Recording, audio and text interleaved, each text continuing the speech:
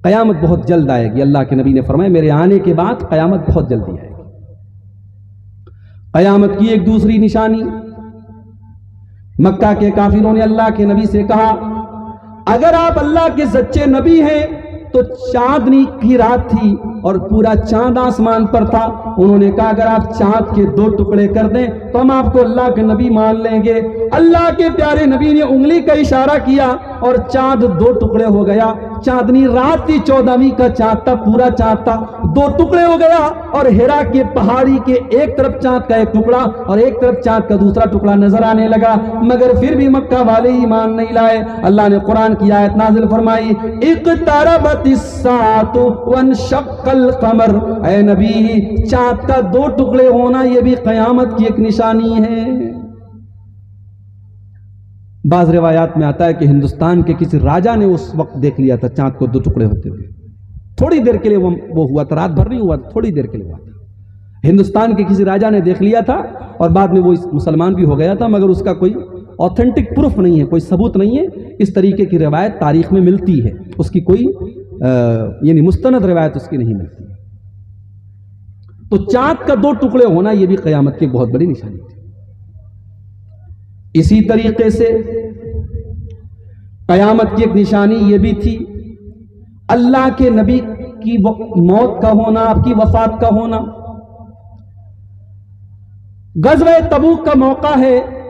حضرت عوف ابن مالک فرماتے ہیں کہ اللہ کے نبی نے مجھ سے فرمایا کہ اے عوف ابن مالک اودد ستن بین یدی الساعہ.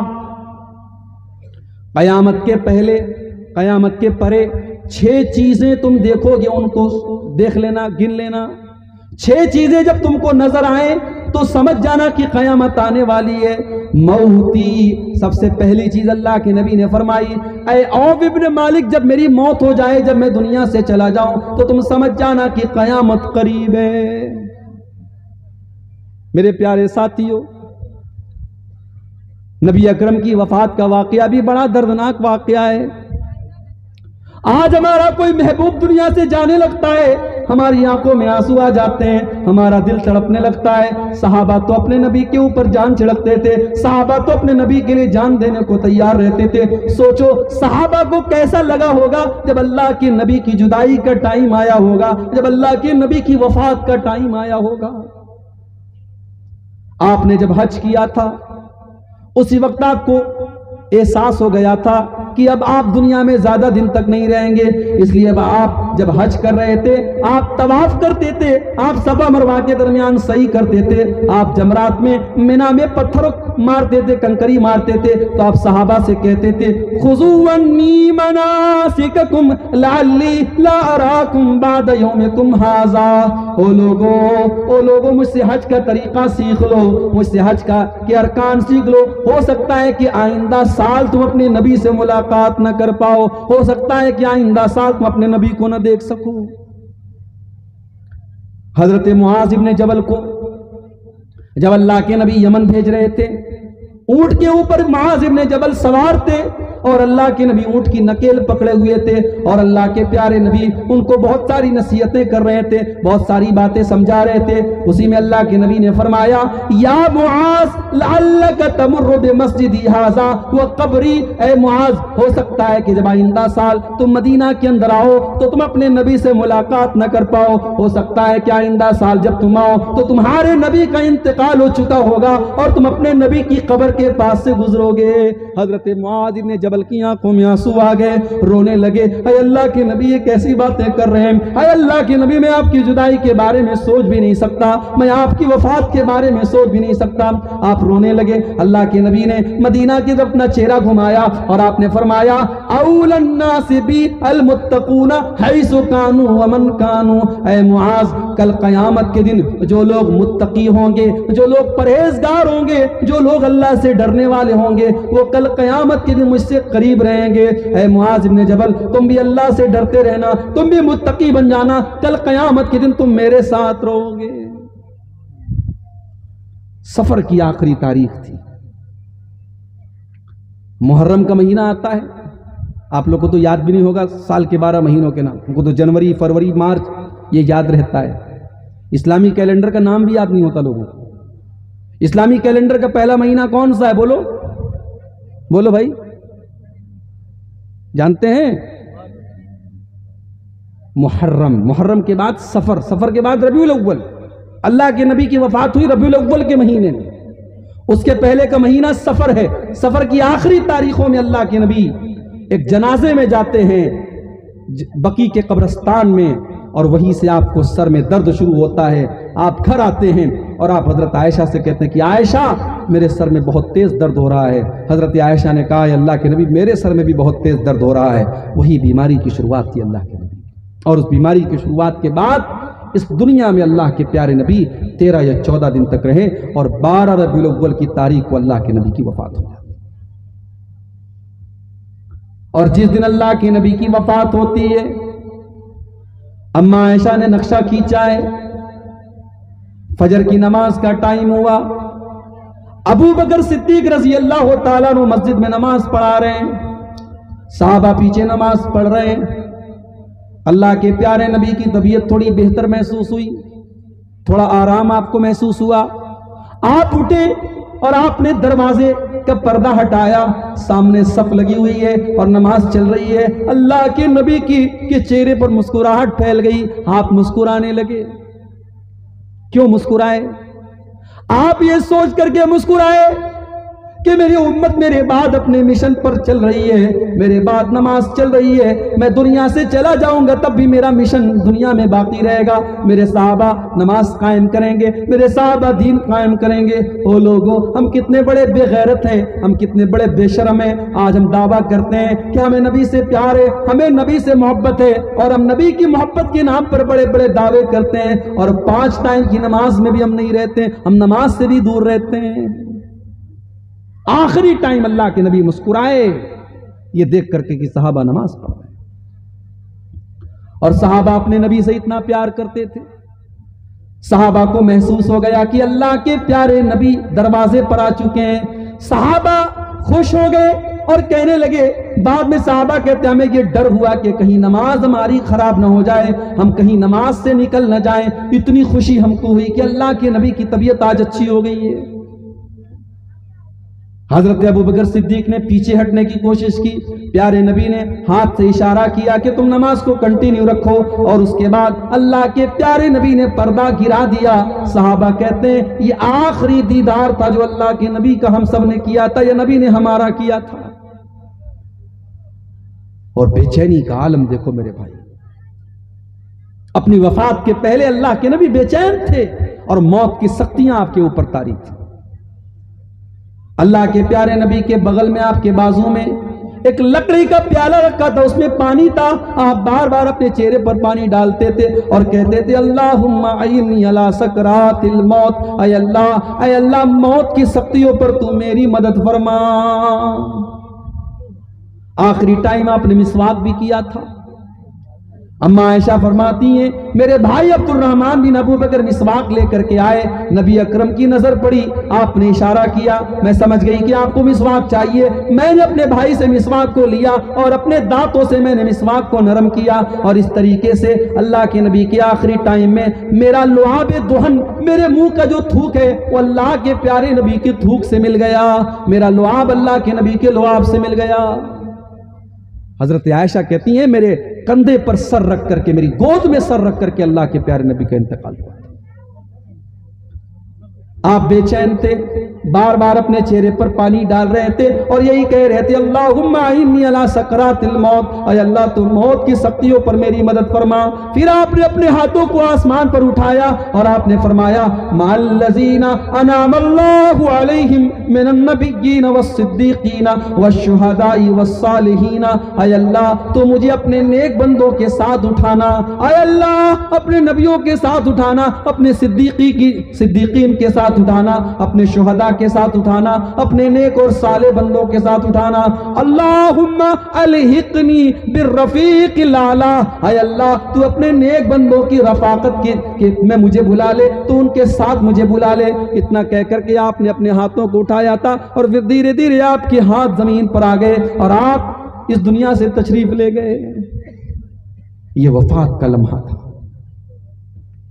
صحابہ کہتے ہیں کہ جس دن اللہ کے نبی کی وفات ہوئی اس سے زیادہ اندھیرے والا، اس سے زیادہ تاریک دن مدینہ میں کوئی نہیں تھا۔ جس دن اللہ کے نبی مدینہ میں آئے اس سے زیادہ روشنی والا کوئی دن نہیں تھا، اور جس دن اللہ کے نبی کا انتقال ہوا اس دن سے زیادہ غم کا دن اور اس سے زیادہ افسوس کا دن کوئی دن نہیں تھا۔ آپ کی بیٹی حضرت فاطمہ اپنے باپ کے انتقال پر روتے ہوئے کہتی ہیں، یا ابتا من جنت الفردوس مأوا یا ابتا الی جبریل ننا، اے میرے ابا جان جن کا ٹھکانہ جنت الفردوس ہے، ہم جبریل کو اپنے باپ کی موت کی خبر سناتے ہیں۔ اور جب اللہ کے نبی کو قبر میں اتارا گیا، حضرت فاطمہ حضرت انس سے کہتی ہیں، اے انس اطابت انفسکم ان تعصوا علی وجہ رسول اللہ صلی اللہ علیہ وسلم التراب، اے انس ذرا بتانا کہ تم نے نبی کے جسم کے اوپر اور نبی کے چہرے کے اوپر جب تم نے قبر میں مٹی ڈالی تھی تم کو کیسا لگا تھا؟ تمہارے دل نے کیسے گوارا کیا کہ تم نے اپنے نبی کے اوپر مٹی ڈالی تھی؟ نبی اکرم کی وفات یہ بھی قیامت کی بہت بڑی نشانی تھی۔ اس کے بعد آپ نے فرمایا وفتح بیت المقدس، اور اے عوف ابن مالک قیامت کی جو 6 نشانیاں میں تم کو بتا رہا ہوں اس میں تیسری نشانی یہ ہے کہ بیت المقدس فتح ہو جائے گا۔ حضرت عمر فاروق کے دور میں سن 18 ہجری میں بیت المقدس کے پاس مسلمانوں کی فوج پہنچ جاتی ہے۔ بیت المقدس کے جو پادری تھے انہوں نے کہا کہ ہم چابی نہیں دیں گے تمہارے ہاتھ میں، جب تک تمہارا امیر المومنین نہ آ جائے تب تک ہم چابی نہیں دیں گے۔ حضرت عمر فاروق رضی اللہ تعالیٰ عنہ کو خط لکھا گیا، اے امیر المومنین بیت المقدس کی چابی نہیں مل رہی ہے، وہ لوگ کہہ رہے ہیں کہ آپ کے ہاتھوں میں چابی دیں گے۔ حضرت عمر نے کہا کوئی بات نہیں، اپنے غلام کو لیا، اونٹ پر سوار ہوئے، اور راستے میں کبھی غلام اونٹ پر ہے اور حضرت عمر پیدل چل رہے ہیں، کبھی حضرت عمر اونٹ کے اوپر اور غلام پیدل چل رہا ہے۔ اس طریقے سے مدینہ سے 700 کلومیٹر کا سفر طے کر کے بیت المقدس پہنچتے ہیں۔ اور دور سے جب بیت المقدس کے پادریوں نے دیکھا حضرت عمر کو، کہا واللہ ہم نے تورات میں ان نیک لوگوں کا تذکرہ پڑھا تھا، یہ تو ہمارے حضرت عیسیٰ کے حواریوں سے بہتر ہیں یہ۔ اور اس کے بعد حضرت عمر کے ہاتھ میں انہوں نے چابی دی تھی، اور حضرت عمر نے جب بیت المقدس کا تالا کھولا اور اللہ کے اس تیسری مسجد میں، مسجد حرام کے بعد اور مسجد نبوی کے بعد تیسری مسجد جس کا بہت اونچا مقام ہے یہی مسجد اقصیٰ ہے، بیت المقدس ہے، اس میں حضرت عمر نے نماز پڑھی تھی۔ تو بیت المقدس مسلمانوں کے ہاتھ میں آیا تھا، یہ بہت بڑی نشانی تھی قیامت۔ پھر حالات نے پلٹا کھایا، پھر بیت المقدس عیسائیوں کے ہاتھ میں دوبارہ چلا گیا۔ پھر صلاح الدین ایوبی نام کا ایک بہادر سپاہی پیدا ہوا تھا مسلمانوں میں، اس نے پھر بیت المقدس کو مسلمانوں کے قبضے میں دلایا، اور آج پھر وہ بیت المقدس یہودیوں کے قبضے میں ہے۔ یہ الگ بات ہے وہاں نماز ہوتی ہے لیکن اس پر کنٹرول یہودیوں کا ہے۔ تو میرے بھائیوں بیت المقدس کی فتح یہ بھی قیامت کی بہت بڑی نشانی ہے۔ اس کے بعد اللہ کے نبی فرماتے وَمُوتَانٌ يَأْخُذُ فِيكُمْ كَقُعَاسِ الْغَنَمِ، اے عوف ابن مالک قیامت کی ایک نشانی یہ بھی ہوگی کہ ایسی موت آئے گی بکریوں کے اندر جیسے کیڑا لگ جاتا اور بکریاں ایک ساتھ مرنے لگتی ہیں، ہزاروں لاکھوں کی تعداد میں ایسا وائرس آئے گا، ایسی بیماری آئے گی کہ لوگ مریں گے۔ حضرت عمر کے دور میں طاعون امواس کی بیماری آتی ہے، بڑے بڑے صحابہ اس بیماری میں انتقال کر جاتے ہیں، بڑی خطرناک بیماری آتی ہے، ہزاروں صحابہ اس بیماری میں انتقال کر جاتے ہیں، حضرت معاذ بن جبل بھی اسی بیماری میں انتقال کر جاتے ہیں۔ تو یہ بیماری جیسے ہمارے دور میں کورونا کی بیماری آئی تھی، ہو سکتا ہے آپ کے کلکتہ میں اس کا اثر کم تھا مگر بہت ساری جگہوں پر بہت خطرناک اثر تھا، ایک ساتھ ایک محلے سے 40 لوگوں کے انتقال کا اعلان ہوا۔ تو اللہ کے نبی نے فرمایا کہ ایسی موت آئے گی جانوروں کی طرح لوگ مریں گے۔ اس کے بعد آپ نے فرمایا ثم استفاضۃ المال حتی یؤتی الرجل 100 دینار فیظل ساخطا، اتنا پیسہ لوگوں کے پاس ہو جائے گا کہ 100 دینار بھی جس کو دیا جائے گا وہ ناراض رہے گا۔ حضرت عمر بن عبدالعزیز کا دور آیا، بہت خوشحالی آ گئی اور بہت مسلمانوں کے پاس دولت آ گئی، یہ دور بھی مسلمانوں نے دیکھا۔ اس کے بعد آپ نے فرمایا ثم فتنۃ لا یبقى بیت من العرب الا دخلته، پھر ایک ایسا فتنہ آئے گا کہ عرب کے گھر گھر میں وہ فتنہ پہنچ جائے گا۔ حضرت عثمان غنی کی شہادت کا فتنہ تھا۔ اس فتنے کے بعد جب صحابہ کی آپس میں لڑائیاں ہوئیں اور جنگیں ہوئیں، یہ بہت بڑا فتنہ تھا جو پورے عرب پر جس کا اثر پڑا تھا۔ ثم ہدنۃ تکون بینکم وبین بنی الاصفر، پھر اللہ کے نبی فرماتے ہیں تمہارے درمیان اور رومیوں کے درمیان صلح ہوگی، فیغدرون، پھر وہ غداری کریں گے، فیاتونکم تحت ثمانین غایہ، پھر وہ بہت بڑی فوج لے کر کے تم سے لڑنے کے لیے آئیں گے، 80 جھنڈوں کی فوج ہوگی اور ہر جھنڈے کے نیچے 12,000 کی فوج ہوگی، بہت بڑی فوج لے کر کے وہ تم سے لڑنے کے لیے آئیں گے۔ یہ نشانیاں اللہ کے نبی نے قیامت کے بیان کی۔ قیامت کی ایک نشانی آپ نے یہ بھی فرمائی کہ زنا بہت زیادہ ہوگا، من اشراط الساعۃ ان یظہر الزنا، کہ زنا بہت زیادہ ہونے لگے گا۔ آج حالات آپ دیکھ لیجئے، کون سا ایسا شہر ہے، کون سا ایسا گاؤں ہے، کون سا ایسا محلہ ہے جہاں آج مسلمانوں میں یہ گندگی نہ پائی جا رہی ہو۔ اور جب سے یہ سوشل میڈیا کا دور آیا، جب سے موبائل اور اسمارٹ فون کا دور آیا، اب یہ زنا اور آسان ہو گیا، اور ہم نے دوسری طرف نکاح کو مشکل بنا دیا۔ ہمارے یہاں جہیز کی رسم آ گئی، ہمارے یہاں بارات کی رسم آ گئی، ہمارے یہاں شادی بیاہ میں لمبے چوڑے خرچ کی رسم آ گئی، اب نکاح مشکل ہو گیا اور زنا آسان ہو گیا۔ حالات یہ ہو گئے، زنا کرنے پر اتنا برا نہیں مانا جاتا جتنا ایک آدمی، اس کو اللہ نے طاقت دی ہے، دولت دی ہے، اگر وہ ایک سے زیادہ شادی کرنا چاہے، دوسری شادی کرنا چاہے، پورا سماج اس کو گالی دینے لگتا ہے، پورا سماج اس کو غلط نظروں سے دیکھنے لگتا ہے۔ کتنی عورتیں طلاق شدہ ہیں، بیوہ ہیں، ان کی جوانی برباد ہو رہی ہے، وہ غلط راستوں کی طرف جا رہی ہیں، لیکن اگر ان کے باپ سے کوئی کہہ دے کہ فلاں سے اپنی لڑکی کی شادی کر دو، وہ شادی شدہ ہے، اس کی دوسری نکاح کی اس کو ضرورت ہے، تم اس کے ساتھ اپنی لڑکی کی شادی کر دو، باپ تیار نہیں ہے۔ لڑکی زنا کر لے، غلط راستے کی طرف چلی جائے، باپ کو یہ تو گوارا ہے، مگر دوسری شادی کرنا گوارا نہیں ہے۔ ہم نے بھائیوں زنا کو آسان کر دیا۔ مہاراشٹر میں ابھی میرا پروگرام تھا، آکولا ایک جگہ پڑتی ہے، وہاں بڑا اچھا علاقہ ہے، مسلمانوں کی بستی ہے۔ میرے پاس کئی نوجوان آئے، کہنے لگے مولانا صاحب ہماری عمر 30 سال کی ہو جاتی ہے، 32 سال کی ہو جاتی ہے، ہمارے ماں باپ ہماری شادی نہیں کرتے ہیں، ہم اچھا کما رہے ہیں، اچھا کھا رہے ہیں، لیکن ہمارے ماں باپ ہماری شادی نہیں کرتے ہیں، شادی بڑی لیٹ ہوتی ہے۔ مولانا صاحب ہم لوگ بہت طریقہ اپناتے، کسی طریقے سے ہمارے ماں باپ کو سمجھ میں آئے، مگر یہاں 30 سال کے پہلے لوگ شادی نہیں کرتے۔ میں نے کہا یہ بہت بڑا گناہ ہے۔ میں نے تقریر میں وہاں لوگوں کو بتایا، او لوگوں، تمہارا لڑکا جب 20 سال کی عمر میں جوان ہو گیا، تمہاری لڑکی جب 18 سال کی عمر میں جوان ہو گئی، تو تم کیا سمجھتے ہو کہ 10 سال تک وہ تقریریں سن کر کے اور نماز پڑھ کر کے اور روزہ رکھ کر کے وہ زنا سے بچ جائے گا، وہ بدکاری سے بچ جائے گا؟ یہ پاسبل نہیں ہے، یہ سمبھو نہیں ہے۔ انسان کو بھوک لگی ہو تو کھانا اس کو دینا ضروری ہے، پیاس لگی ہو تو پانی دینا ضروری ہے، جب وہ شادی کے قابل ہو گیا ہے تو اس کی شادی کر دینا ضروری ہے۔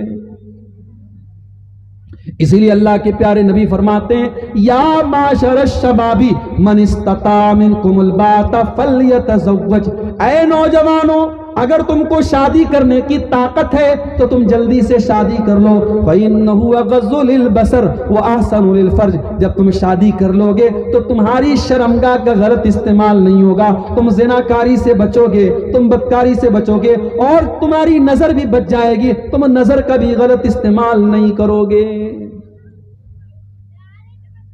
داماد بھی ہم کیسا تلاش کرتے ہیں؟ پیسے والا۔ دینداری کون دیکھتا ہے صاحب؟ لڑکی کے اندر خوبصورتی اور لڑکے کے اندر پیسہ، یہی تو دیکھا جاتا ہے۔ لڑکا چاہے لنگور کے جیسا ہو لیکن اس کو لڑکی چاہیے حور کے جیسا، یہی مزاج ہے ہمارا۔ دینداری کون دیکھتا ہے؟ اللہ کے پیارے نبی فرماتے ہیں اذا خطب الیکم ممن ترضون دینہ وخلقہ فزوجوہ، جب تمہارے لڑکا یا لڑکی کے لیے کسی اچھے گھر کا رشتہ آ جائے، دیندار گھر کا رشتہ آ جائے، تو جلدی سے اس کا نکاح کر دو، اس کی شادی کر دو۔ الا تفعلوا، اگر تم ایسا نہیں کرو گے، تکن فتنۃ فی الارض وفساد عریض، تو زمین کے اندر فتنہ پھیل جائے گا اور فساد پھیل جائے گا، اور فساد پھیل چکا ہے۔ 2 لاکھ مسلمان لڑکیاں آج غیر قوم کے ساتھ بھاگ کر کے نکاح کر چکی ہیں، کورٹ میرج کر چکی ہیں اور ان کے دھرم کو قبول کر چکی ہیں۔ یہ صرف مہاراشٹر کی رپورٹ ہے، بنگال میں بھی بہت سارے ایسے واقعات ہیں۔ زنا عام ہو چکا ہے، ہوٹلوں میں چلے جاؤ، آج رجسٹر کھول کر کے دیکھو، لڑکے کا نام غیر مسلموں والا اور لڑکی کا نام مسلمانوں والا ہے۔ آج کتنی مسلمان لڑکیاں ہیں جن کو عشق اور پیار کے جال میں پھنسا کر کے ان کی عزتوں کا سودا کیا جا رہا ہے۔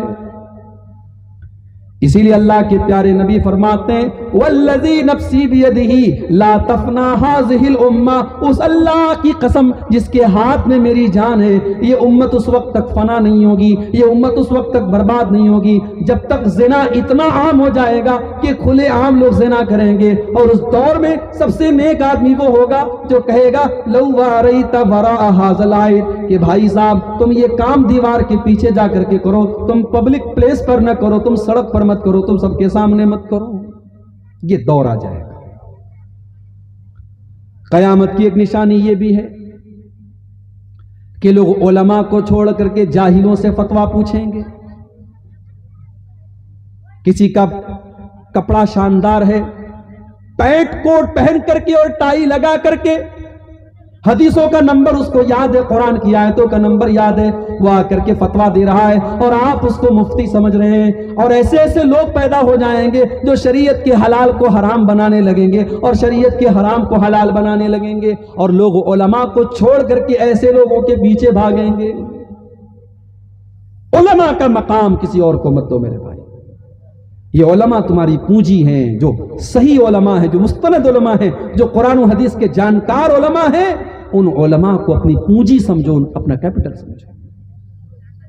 اللہ کے پیارے نبی فرماتے ہیں، صحیح بخاری کی روایت ہے، ان اللہ لا يقبض العلم انتزاعا ينتزعه من العباد، اللہ تعالیٰ دنیا سے علم کو اچانک نہیں اٹھائے گا، ولكن يقبض العلم بقبض العلماء، بلکہ اللہ تعالیٰ دنیا سے علماء کو اٹھا لے گا، حتی اذا لم يبق عالما، یہاں تک کہ جب علماء ختم ہو جائیں گے، اتخذ الناس رؤوسا جہالا، تو لوگ جاہلوں کو اپنا مکھیا بنا لیں گے، لوگ جاہلوں کو اپنا سردار بنا لیں گے اور جاہلوں سے فتویٰ پوچھیں گے، فضلوا واضلوا، اور جاہل خود بھی گمراہ ہوں گے اور دوسروں کو بھی گمراہ کریں گے۔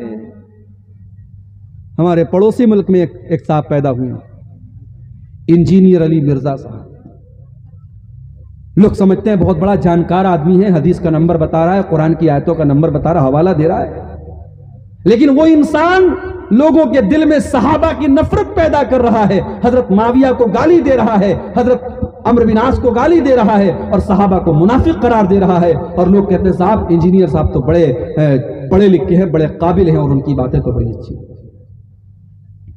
علماء کا کام کسی اور کو مت دو میرے بھائی، ورنہ گمراہ ہو جاؤ۔ جب بھی دین کا کوئی مسئلہ ہے علماء سے پوچھو اور علماء کی قدر کرو۔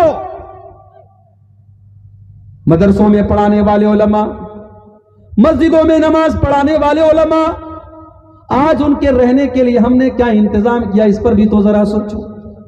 آج آپ نے یہ جلسہ کرایا، مجھے یہ چیز اچھی نہیں لگی، معاف کیجئے گا، آپ کو برا لگے تو لگے۔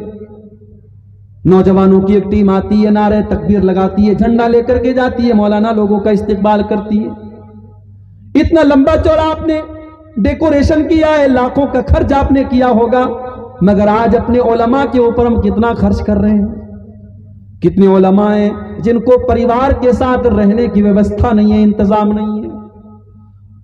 سب کے بچے اپنے ماں باپ کے ساتھ رہیں اور علماء کے بچے اپنے ماں باپ کے رہتے ہوئے یتیم کی زندگی گزاریں، یہ کہاں کا انصاف ہے میرے بھائی؟ سارے لوگ اپنی بیوی کے ساتھ دن رات گزاریں اور علماء کی بیوی اپنے شوہر کے رہنے کے باوجود ودھوا کی زندگی گزارے، یہ کہاں کا انصاف ہے؟ آپ اچھا کھاتے ہیں، اچھا پہنتے ہیں، اپنے پریوار کے ساتھ رہتے ہیں، کیا علماء کو اچھا کھانے، اچھا پہننے اور اپنے پریوار کے ساتھ رہنے کا ادھیکار نہیں ہے؟ میں صاف صاف کہتا ہوں، آپ مسجد کے امام کو اگر فیملی کوارٹر نہیں دے رہے ہیں، اگر پریوار کے ساتھ رہنے کی ویوستھا نہیں کر رہے ہیں، تو آپ بہت بڑے آزمائش اور امتحان میں اس کو ڈال رہے ہیں، بہت بڑے فتنے میں آپ ڈال رہے ہیں۔ اور ظاہر ہے کہ جب انسان پریوار سے دور رہے گا، اس کا دل اور دماغ مطمئن نہیں رہے گا، وہ غلط راستے کی طرف بھی جا سکتا ہے، اور لوگ جا رہے ہیں۔ علماء کی عزت کرو، ان کو سمان دو۔ قیامت کی ایک نشانی اللہ کے نبی نے یہ بھی بیان فرمائی کہ بہت زیادہ بے حیائی اور بدکاری ہوگی۔ صحیح مسلم کی روایت، اللہ کے نبی فرماتے ہیں صنفان من اہل النار لم ارہما، دو ٹائپ کے لوگ جہنم میں جائیں گے، دو قسم کے لوگ جہنم میں جائیں گے اور ابھی میں نے ان کو نہیں دیکھا ہے، وہ قیامت کے پہلے آئیں گے۔ نمبر 1، قوم ماہم سیات کاذناب البقر یضربون بها الناس، ایسے لوگ آئیں گے جن کے ہاتھ میں گائے کی دم کی طرح کوڑا ہوگا، ہنٹر ہوگا، اور وہ ہنٹر سے لوگوں کو ماریں گے، یعنی ان کے پاس پاور ہوگا، وہ منسٹر ہوں گے، وہ منتری ہوں گے، وہ بادشاہ ہوں گے، وہ راجا ہوں گے، اور وہ اپنی پرجا پر اتیاچار کریں گے، اپنی عوام پر ظلم کریں گے، اپنے پاور کا غلط استعمال کریں گے۔ اور آج ہو رہا ہے، پاور کا غلط استعمال آج ہو رہا ہے۔ مگر یہ بات یاد رکھو، ہر پاور والے کا پاور ایک دن ختم ہوتا ہے۔ ہر فرعون کے لیے ایک موسیٰ اللہ نے تیار کر کے رکھا ہے۔ اللہ کی دھرتی کا قانون ہے اللہ کا کہ دنیا میں شرک کرنے والوں کی حکومت چلتی ہے، مگر ظلم کرنے والوں کی حکومت نہیں چلتی۔ بڑا ناز تھا فرعون کو اپنی طاقت پہ، موسیٰ علیہ السلام کا مذاق اڑاتا تھا، بچوں کو قتل کرواتا تھا، بنی اسرائیل پر ظلم کرتا تھا، عورتوں پر ظلم کرتا تھا۔ کیسی موت آئی فرعون کو؟ پانی میں ڈوبا ڈوبا کر کے اللہ نے مارا تھا۔ بڑا ناز تھا قوم عاد اور قوم سمود کو اپنی طاقت پر، اور وہ کہتے تھے من اشد منا قوہ، ہم سے زیادہ طاقتور کون ہے، ہم سے زیادہ پاورفل کون ہے؟ اللہ نے ایسی موت دی، ایسا عذاب بھیجا کہ ان کی ڈیڈ باڈی زمین میں ایسی پڑی تھی، اللہ نے فرمایا کأنہم اعجاز نخل خاویہ، جیسے کھجور کے سڑے ہوئے تنے ہیں، کھجور کے سڑے ہوئے پیڑ کی طرح ان کی ڈیڈ باڈی پڑی تھی۔ اللہ کے نبی فرما رہے ہیں قیامت کے پہلے ایسا دور آئے گا، ظالم لوگ آئیں گے، وَنِسَاءٌ کاسیات عاریات ممیلات مائلات، اور ایسی عورتیں آئیں گی جو کپڑا پہننے کے باوجود ننگی ہوں گی۔ اگر کپڑا ایسا ہے پیٹھ نظر آ رہی ہے، اگر کپڑا ایسا ہے آستین پوری نظر آ رہی ہے، اگر کپڑا ایسا ہے کہ گلا نظر آ رہا ہے، کپڑا پہننے کے باوجود اگر لڑکی کا بدن نظر آ رہا ہے، اگر عورت کا شریر نظر آ رہا ہے، تو ایسا کپڑا اس حدیث کی کیٹیگری میں آئے گا وَنِسَاءٌ کاسیات عاریات، کپڑا پہننے کے باوجود وہ ننگی ہوں گی، ممیلات، وہ غیر مردوں کو اپنی طرف آکرشت کریں گی، مائلات، اور خود بھی ان کی طرف آکرشت ہوں گی۔ مسلمان عورت اور غیر مسلم عورت میں فرق تو ہونا چاہیے نا بھائی۔ مسلمان عورت کا دوپٹہ اپنے باپ کے سامنے بھی اس کے سینے پر ہونا چاہیے، اس کے سر پر ہونا چاہیے۔ اللہ نے قرآن میں فرمایا وَلْيَضْرِبْنَ بِخُمُرِهِنَّ عَلَى جُيُوبِهِنَّ، اے مسلمان عورتوں تمہارا دوپٹہ تمہارے سینے پر ہونا چاہیے، وَلَا يَضْرِبْنَ بِأَرْجُلِهِنَّ لِيُعْلَمَ مَا يُخْفِينَ مِنْ زِينَتِهِنَّ، اور اے مسلمان عورت تو پائل بھی جب پہن کر کے زمین پر چلے تو تیری چال اتنی تیز تیز نہ ہو کہ تیرے پائل کی آواز غیر مردوں تک پہنچے۔ گھر کے اندر بھی تو پائل پہن کر کے مت چل کہ تیری آواز گھر کے غیر مردوں تک پہنچے۔ ہمارے یہاں کون خیال کرتا ہے؟ جیجا گھر میں آیا، سالی سے کہتا ہے چل میں تجھ کو گھمانے چلتا ہوں، دیگھا بیچ لے کے چلتا ہوں تیرے کو، چل تجھے کلکتہ کی سیر کراتا ہوں۔ جیجا کے ساتھ بڑے شوق سے سالی بائک پر بیٹھ کر کے جا رہی ہے، دیور کے ساتھ بھابھی جا رہی ہے۔ لوگ کہتے ہیں بھابھی تو ماں کے سامان ہوتی ہے، او لوگوں اسلام کی نظر میں بھابھی ماں کے سامان نہیں ہے، اسلام کی نظر میں جیجا سالی کا بھائی نہیں ہے، اسلام کی نظر میں جیجا اور سالی کے بیچ میں پردہ ہونا چاہیے، اسلام کی نظر میں دیور اور بھابھی کے بیچ میں پردہ ہونا چاہیے۔ اللہ کے پیارے نبی فرماتے ہیں او لوگو ایاکم والدخول علی النساء، تم غیر عورتوں کے پاس اکیلے میں نہ جایا کرو، تنہائی میں نہ جایا کرو۔ صحابہ نے پوچھا اے اللہ کے نبی افرأیت الحموا، اے اللہ کے نبی کیا دیور بھی اپنی بھابھی کے پاس اکیلے میں نہیں جا سکتا؟ کیا جیجا بھی اپنی سالی کے پاس اکیلے میں نہیں جا سکتا؟ آپ نے فرمایا الحمو الموت، ارے دیور تو اپنی بھابھی کے لیے موت ہے، جیجا تو اپنی سالی کے لیے موت ہے۔ کیا مطلب؟ یعنی یہ وہ رشتہ ہے کہ اس میں زیادہ خطرہ ہے کہ انسان غلط راستے کی طرف جا سکتا ہے۔ دیور چونکہ دن بھر اسی گھر میں رہے گا اور جیجا کا سالی کے پاس آنا جانا رہے گا، تو یہ تو سب سے رسکی خطرہ ہے، سب سے رسکی رشتہ ہے۔ آپ نے فرمایا کہ دیور بھابھی کے لیے موت۔ آپ کی لڑکیاں جب جوان ہو جائیں، خالہ کا لڑکا ہے، بوا کا لڑکا ہے، ماموں کا لڑکا ہے، چاچا کا لڑکا ہے، وہ اگر آپ کی بیٹی جوان ہو گئی تو ان تمام لڑکوں سے آپ کی بیٹی کے بیچ میں ایک لمٹ ہونی چاہیے۔ آپ کی بیٹی کو ان کے سامنے آنے سے بچنا چاہیے۔ یہ مت سوچئے کہ خالہ کا لڑکا تو اس کا بھائی ہے، ماموں کا لڑکا تو اس کا بھائی ہے۔ شریعت کی نظر میں خالہ کا لڑکا بھائی نہیں ہے، ماموں کا لڑکا بھائی نہیں ہے۔ جب اس سے نکاح ہو سکتا ہے، شادی ہو سکتی ہے، تو وہ بھائی نہیں ہے۔ جب لڑکی جوان ہو جائے تو اس سے پردہ کرنا چاہیے۔ بدکاری کو روکو میرے بھائی۔ اسلام نے زناکاری کے چور دروازوں سے روکا ہے۔ کہاں سے سماج میں زنا آتا ہے، ان سارے راستوں سے اسلام نے روکا۔ آپ نے فرمایا قیامت کے پہلے وہ دور بھی آئے گا کہ عورتیں کپڑا پہننے کے باوجود ننگی ہوں گی۔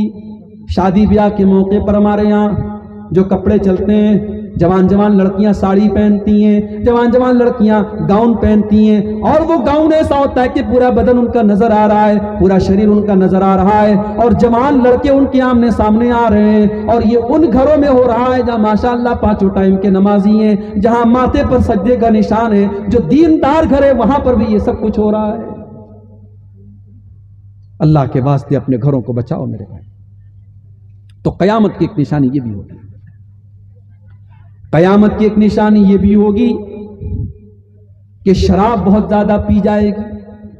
آپ نے فرمایا لَيَشْرَبَنَّ نَاسٌ مِّنْ أُمَّةِ الْخَمْرَ يُسَمُّونَهَا بِغَيْرِ اسْمِهَا، میری امت کے کچھ لوگ شراب پیئیں گے، اس کا نام بدل دیں گے، کوئی بیئر رکھ دے گا، کوئی وسکی رکھ دے گا، کوئی رم رکھ دے گا، کوئی اور نام رکھ دے گا، نام بدل بدل کر کے لوگ شراب پیئیں گے۔ وَيُعْزَفُ عَلَى رُؤُوسِهِمْ بِالْمَعَازِفِ، اور ان کے سر کے اوپر ناچنے والیاں ناچیں گی اور گانے والیاں گائیں گی۔ سر کے اوپر علماء کہتے ہیں کہ آج کے دور میں جو ہیڈ فون ہے اور ایئر فون ہے، اس کو سمجھ لو کہ حدیث میں اسی کی طرف اشارہ کیا کہ سر کے اوپر ناچنے والیاں ناچیں گی اور گانے والیاں گائیں گی۔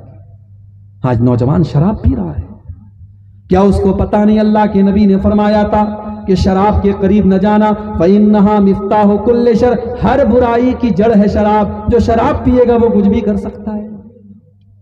عثمان غنی رضی اللہ تعالیٰ عنہ کہتے ہیں کہ پچھلے دور میں ایک بہت اللہ کا نیک بندہ تھا، بڑا پرہیزگار آدمی تھا۔ اس دور کی ایک ویشیا عورت نے، ایک بدچلن عورت نے اس کو اپنے جال میں پھنسانے کے لیے اپنی ایک لونڈی کو بھیجا۔ وہ لونڈی آتی ہے، کہتی حضرت میری مالکن آپ کو بلا رہی ہے، بڑا ضروری کام ہے، ایک معاملے میں گواہی دینا ہے، آپ کو بلا رہی ہے، چلیے۔ وہ بیچارہ نیک آدمی تھا، سیدھا سادہ آدمی تھا، پیچھے پیچھے چلنے لگا۔ لونڈی گھر کے اندر داخل ہوئی، دروازہ بند کر دیا، اندر ایک اور کمرے میں گئی، دروازہ بند کر دیا، اندر ایک اور کمرے میں گئی، دروازہ بند کر دیا، 7 کمروں کے اندر اس کو لے کے گئی۔ آخری کمرے میں جب پہنچا، ایک خوبصورت عورت تھی، ایک چھوٹا سا بچہ تھا اور ایک شراب کی بوتل تھی۔ عورت کہنے لگی تمہارے پاس 3 آپشن ہیں، یا تو تم میرے ساتھ زنا کرو، یا تم اس بچے کو قتل کرو، یا پھر تم یہ شراب پی جاؤ۔ عورت تم نے تینوں میں سے کوئی کام نہیں کیا تو تم تو 7 دروازوں کے اندر بند ہو، میں تم کو قتل کر دوں۔ اس نے سوچا سب سے ہلکا کام ہے، شراب پی لیتا ہوں۔ اس نے شراب پی، 1 پیالہ، نشہ چڑھا، اس نے 1 پیالہ اور پی لی، اور نشہ چڑھا، 1 پیالہ اور پی لی، پوری بوتل خالی کر دی۔ اس کے بعد اس نے اس عورت کے ساتھ زنا بھی کر لیا اور اس بچے کو قتل بھی کر دیا۔ حضرت عثمان غنی فرماتے ہیں او لوگوں، اجتنبوا الخمر فإنها أم الخبائث، تم شراب سے بچو، یہ تمام برائیوں کی، گندگیوں کی جڑ ہے۔ اور جب شراب بہت زیادہ پی جائے گی تو اللہ کے نبی نے حدیث میں یہ بھی فرمایا ہے، آپ نے فرمایا یکون فی ہذہ الامت خسف وقذف ومسخ، اس امت پر ایک ایسا زمانہ بھی آئے گا کہ لوگوں کو زمین میں دھسا دیا جائے گا اور آسمان سے پتھروں کی بارش ہوگی اور لوگوں کی شکل سور اور بندر کے جیسی بنا دی جائے گی۔ صحابہ نے پوچھا اللہ کے نبی ایسا دور کب آئے گا؟ آپ نے فرمایا اذا ظہرت المعازف اذا ظہرت القینات والمعازف، جب ناچنے والیاں بہت زیادہ ہو جائیں گی اور ناچ گانے کے آلات بہت زیادہ استعمال ہوں گے، اور جب بہت زیادہ شراب پی جائے گی تو شراب کی کثرت بھی قیامت کی نشانی ہے۔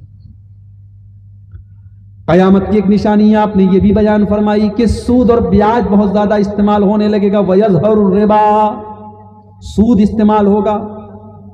کتنے مسلمان ہیں جن کے پاس کروڑوں کی دولت آج دھڑلے سے سود اور بیاج کا لین دین کر رہے ہیں اور اس کو کوئی گناہ نہیں سمجھ رہے ہیں۔ او لوگوں، یہ سود اور بیاج اتنا بڑا گناہ ہے کہ اللہ تعالیٰ قرآن میں کہتا ہے اے ایمان والو، اگر تم نے سود اور بیاج کا لین دین بند نہیں کیا فَإِن لَّمْ تَفْعَلُوا فَأْذَنُوا بِحَرْبٍ مِّنَ اللَّهِ وَرَسُولِهِ، تو تم اللہ سے اور اس کے رسول سے جنگ کرنے کے لیے تیار ہو جاؤ۔